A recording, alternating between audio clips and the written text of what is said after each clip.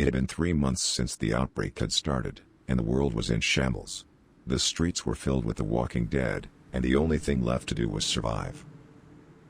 A group of 5 survivors had banded together in the early days of the apocalypse, and they had been on the move ever since. They had lost friends and family along the way, but somehow, they had managed to stay alive.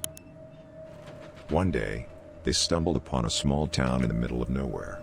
It was eerily quiet, and they couldn't see any signs of life. But they were desperate for a place to rest, so they decided to investigate.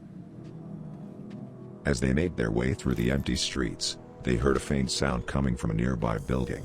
It was a radio, and it was playing music.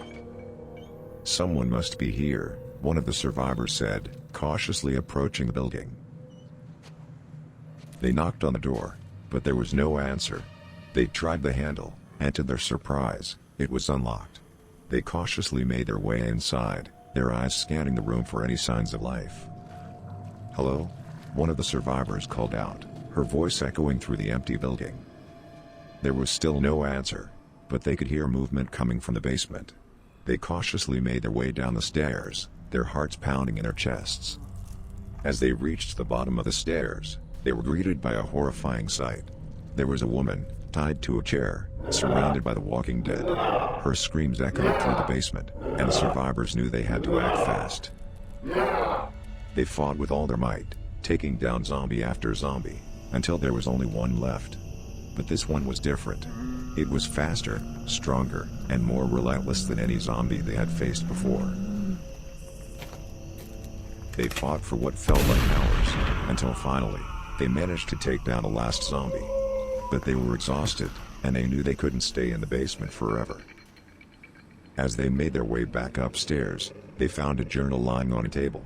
It belonged to the woman they had rescued, and it contained a horrifying story. Her name was Sarah, and she had been a scientist working on a cure for the virus. But something had gone wrong, and the virus had mutated, making the zombies stronger and more resilient. She had been the only survivor of her team, and she had been holed up in the basement for weeks, trying to find a way to stop the virus from spreading. But it was too late.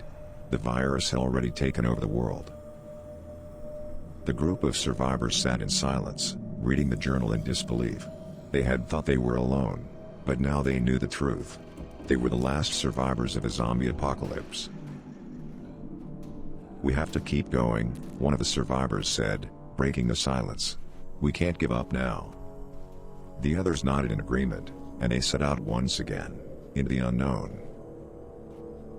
They didn't know what the future held, but they knew they had to keep fighting, for themselves and for all those who had been lost to the virus. As they walked away from the small town, they could hear the radio playing in the distance. It was still playing music, but now it felt like a requiem for the world they had lost. As they walked away from the small town, they heard a faint sound coming from the radio. It was a voice, and it was coming from someone who claimed to be a survivor of the virus. "Is anyone out there?" The voice crackled through the static. "Please, if anyone can hear this, I need your help. I'm trapped, and I don't know how much longer I can last." The group of survivors looked at each other in disbelief. They had thought they were alone, but now they knew that there might be others out there, just like them. "We have to help them," one of the survivors said, determination in her voice. The others nodded in agreement, and they set out once again, this time with a new purpose. They didn't know who the voice belonged to, or where they were, but they were determined to find them. As they made their way through the desolate landscape, they couldn't shake the feeling that they were being watched. The zombies seemed to be more aggressive, more determined to catch them. It was as if they knew that they were the last survivors, and they wanted to put an end to them once and for all. Finally, they reached the outskirts of a city, and they could see a faint light in the distance. It was coming from a tall building, and they knew that's where the voice must have come from. They made their way inside the building, their weapons at the ready. But they found nothing. The building was completely empty, and there was no sign of a survivor who had called out for help. Suddenly, they heard a noise coming from the stairwell. It was a soft, shuffling sound, but it was getting louder and louder. "Stay back," one of the survivors said, holding her weapon out in front of her. But it was too late. The zombies had already caught up to them, and they were outnumbered. The survivors fought with all their might, but it was no use. They were surrounded, and there was no escape. As they felt the cold embrace of death, they realized that they had been fools to think that they could make a difference. The virus had won, and they were just another casualty in the never-ending war against the undead. And as they took their final breaths, they could hear the voice of the survivor on the radio, calling out for help. It was a cruel reminder that there was no hope left in this world, only death and despair.